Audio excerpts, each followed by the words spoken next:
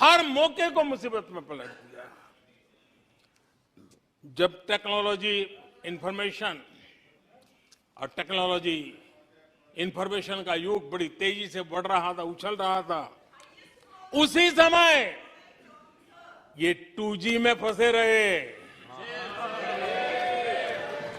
मौका मुसीबत में। सिविल न्यूक्लियर डील हुआ। जब सिविल न्यूक्लियर डील की चर्चा थी, तब ये कैश फॉर वॉट में फंसे रहे। ये खेल चले।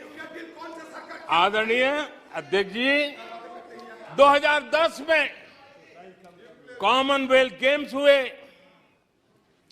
भारत को दुनिया के सामने, भारत की युवा सामर्थ्य को प्रस्तुत करना एक बहुत बड़ा अवसर था, लेकिन फिर मौका मुसीबत में, और CWG घोटाले में पूरा देश दुनिया में बदनाम हो गया। आदरणीय अध्यक्ष जी, ऊर्जा का किसी भी देश के विकास में अपना एक महात्म्य होता है, और जब दुनिया में भारत की ऊर्जा शक्ति के उभार की दिशा में चर्चा की जरूरत थी, इस सदी के दूसरे दशक में हिंदुस्तान की चर्चा ब्लैकआउट के नाते हुई।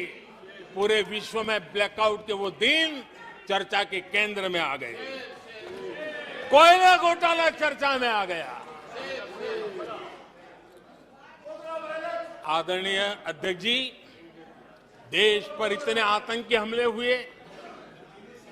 2008 के हमलों को कोई भूल नहीं सकता है, लेकिन आतंकवाद पर सीना तान कर, आंख में आंख मिला करके हमले करने का सामर्थ्य नहीं था। उसे चुनौती को चुनौती देने की ताकत नहीं थी, और उसके कारण आतंकवादियों के हौसले बुलंद होते गए, और पूरा देश 10 साल तक खून बहता रहा। मेरे देश के निर्दोष लोगों का वो दिन गए थे। आदरणीय अध्यक्ष जी, जब LOC भारत के सामर्थ्य की ताकत का अवसर रहता था, उस समय डिफेंस डील को लेकर के हेलीकॉप्टर घोटाले और सत्ता को कंट्रोल करने वाले लोगों के नाम उसमें चिन्हित हो गए। आदरणीय अध्यक्ष जी, जब देश के लिए जरूरत थी और निराशा के मूल में ये चीजें पड़ी हुई है, सब उभर करके आ रहा है।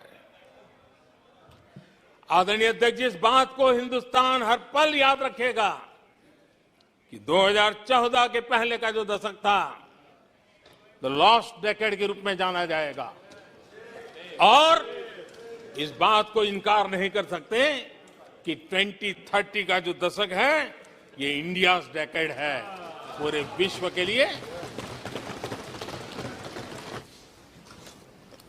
समर्थक उछल रहे थे और खुश होकर के कहने लगे।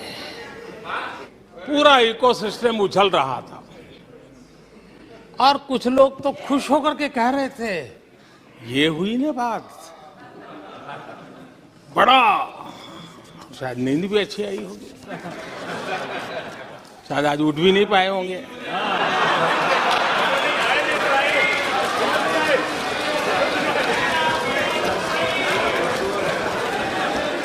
और ऐसे लोगों के लिए कहा गया है, बहुत अच्छे ढंग से कहा गया है, ये कह करके हम, ये कह कर हम दिल को बहला रहे हैं। ये कह के हम दिल को बहला रहे हैं। वो अब चल चुके हैं। वो अब चल चुके हैं। वो अब आ रहे हैं।